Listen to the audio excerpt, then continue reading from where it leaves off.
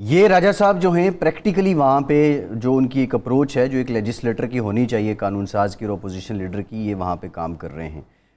لیکن راجہ صاحب اس سے پہلے جس پارٹی کے ٹکٹ پہ آپ پارلیمنٹ میں بیٹھے ہوئے ہیں اس کے جو سربراہ ہیں عمران خان صاحب، وہ بھی خوش نہیں ہیں اپوزیشن لیڈر بننے سے. وہ کیا کہتے ہیں ذرا یہ بھی سن لیجئے، پھر آ کے آپ سے بات کریں. یہ اگر راجہ ریاض پارلیمنٹ کے اندر اپوزیشن لیڈر ہے، آپ سمجھ جائیں کہ اس پارلیمنٹ کی کیا اہمیت رہ گئی. ابھی یہ بجٹ پاس ہو رہا ہے نا، وہ راجہ ریاض اگر اس کو اپوز کرے، آپ سمجھ جائیں کہ پارلیمنٹ کی تو ختم ہو گئی. راجہ صاحب آپ کام تو کر رہے ہیں لیکن عمران خان آپ سے خوش نہیں ہیں، کیوں خوش نہیں؟ جی ہم بھی عمران خان سے خوش نہیں ہیں اور ہم ان سے ناراض ہیں سخت.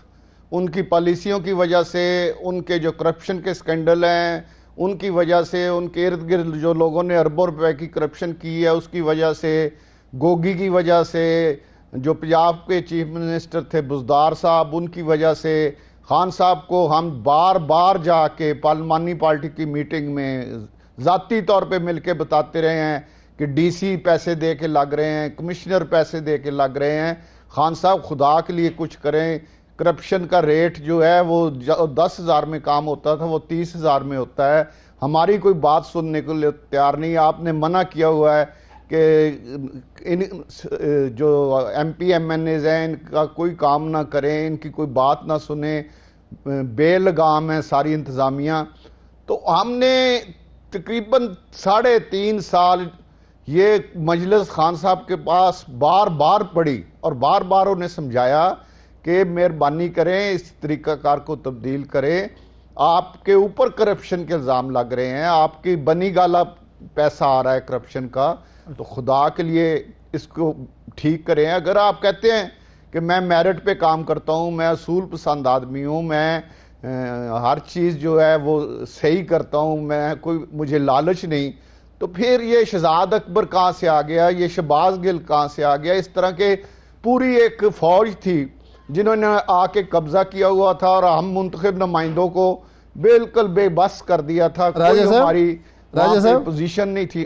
راجہ صاحب جب یہ تو ہم ناراض، وہ ہمارے سے ناراض ہیں، ہم ان سے ناراض ہیں، لیکن ہم طریق انصاف میں ہیں. اچھا یہ راجہ صاحب یہ فرمائیں کہ جب آپ یہ بات بزدار کے خلاف یا شہزاد اکبر کے خلاف یا یہ کرپشن کا الزام جب آپ لگاتے تھے، ظاہر بات ہے کوئی پروف بھی پیش کرتے ہوں گے، تو خان صاحب کا جواب کیا ہوتا تھا؟ دیکھیں جی، میں اس بات میں، مجھے خان صاحب نے 3 دفعہ کہا کہ مجھے ثبوت لا کے دو. اچھا میں کہ خان صاحب اب بزدار جو پیسے لیتا ہے کسی ٹھیکیدار سے، میرے پاس کوئی نہ ادارہ کوئی نہیں. آپ کے پاس ایف آئی اے ہے، آپ کے پاس آئی بی ہے، آپ کے پاس آئی ایس آئی ہے، آپ ان سے چیک کرا لیں. یہ ان اداروں کا کام ہے ثبوت ڈھونڈنا، ان اداروں کا کام ہے آپ کو یہ حقیقت جو میں کہہ رہا ہوں ان چیزوں سے ان کی انکوائری کرا لیں.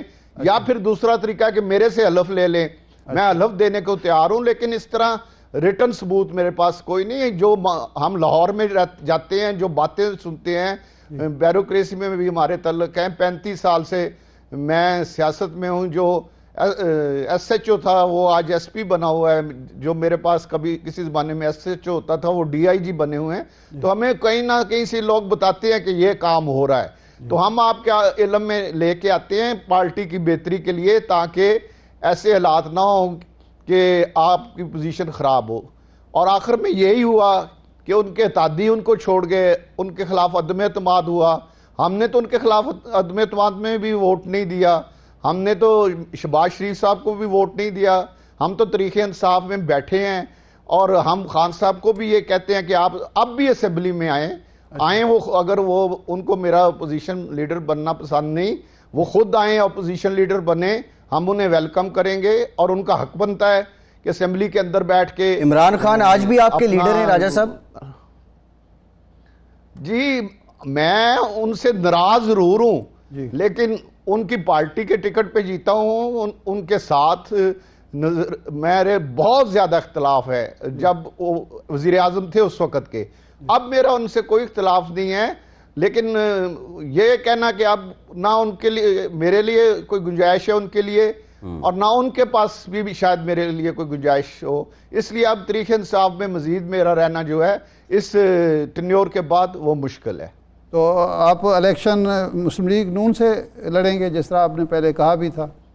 یہ تو وقت آنے پہ فیصلہ کروں گا، لیکن خان صاحب کیونکہ ہم نے ان سے اظہار ناراضگی کیا ہے بھرپور طریقے سے، 20 کے قریب لوگوں نے، تو وہ بھی ہمارے خلاف بولتے ہیں، اپنی تقریروں میں ہمارے نام لے کے بولتے ہیں، تو ظاہر ہے اب ان کے پاس ہمارے لیے کوئی گنجائش نہیں، اور ہم اپنے مستقبل کا فیصلہ جب یہ ٹنیور ختم ہوگا تو اس کے بعد انشاءاللہ کر لیں گے، ہم نے بھی سیاست کرنی ہے۔ اچھا یہ راجہ صاحب ایک بریک لیتے ہیں، بریک کے بعد آپ سے یہیں سے گفتگو کا سلسلہ جوڑیں گے۔ خان جمالی صاحب جو پی ٹی آئی کے رکن تھے وہ پارلیمنٹ میں واپس آ چکے ہیں، کیا کوئی اور بھی پی ٹی آئی کا جو منحرف جو پی ٹی آئی کے لوگ اس وقت اپنی پارٹی کے ساتھ کھڑے ہیں ان میں سے کوئی آنا چاہ رہا ہے؟ بریک کے بعد آپ سے جانتے ہیں، ہمارے ساتھ رہیے۔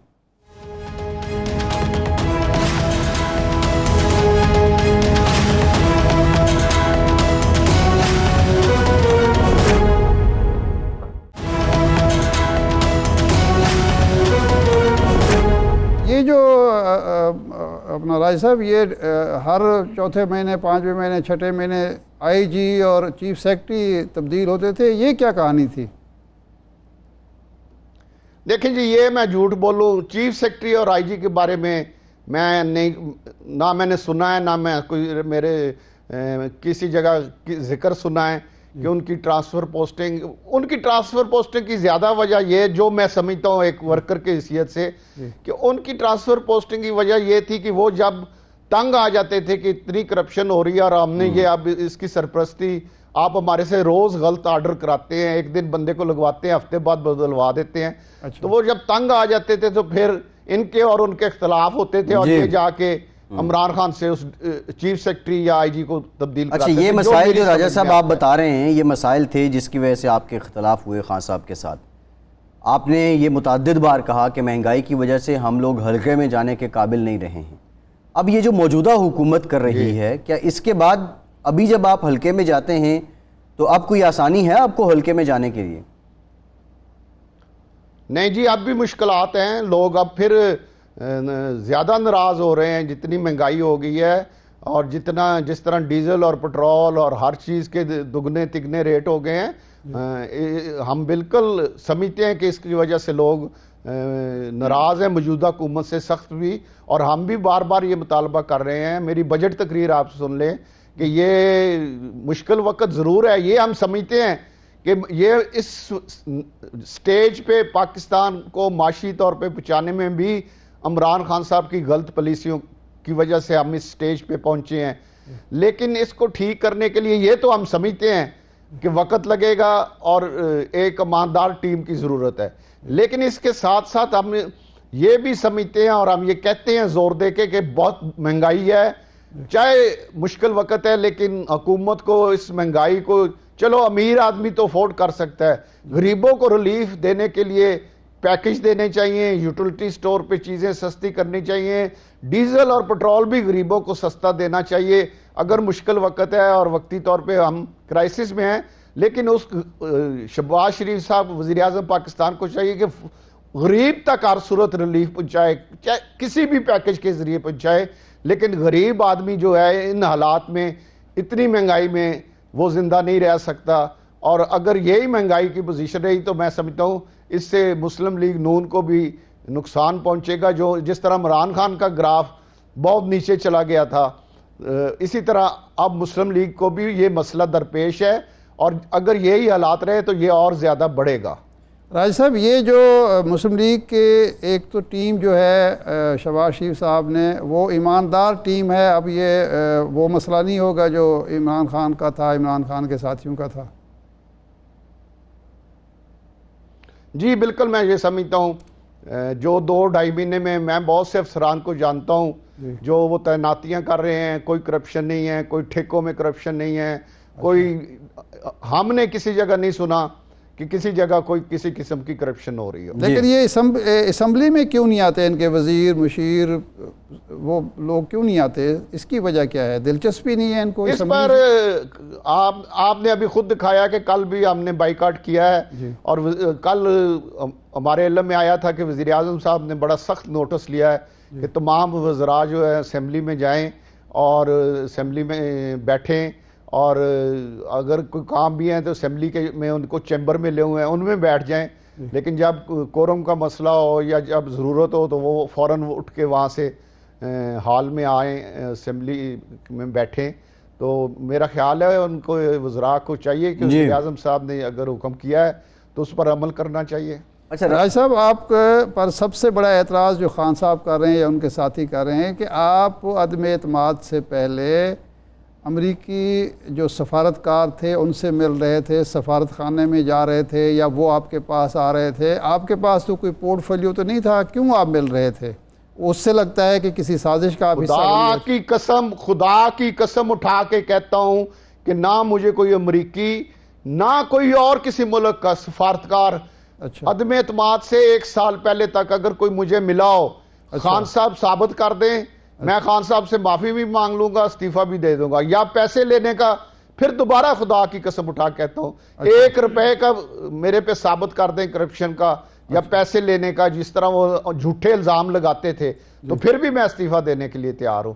اور اگر میں کسی ملک کے بھی، امریکہ نہیں، کسی ملک کے بھی سفارتکار کو عدم اعتماد سے 1 سال پہلے تک کسی سے بھی ملا ہوں، کوئی سفارتکار کسی ملک کا، تو جو سزا پورے میڈیا میں کہہ رہا ہوں کہ جو سزا مجھے عمران خان کہیں گے، استعفیٰ کہیں گے استعفیٰ دے دوں گا، سیاست کہیں گے سیاست چھوڑ دوں گا.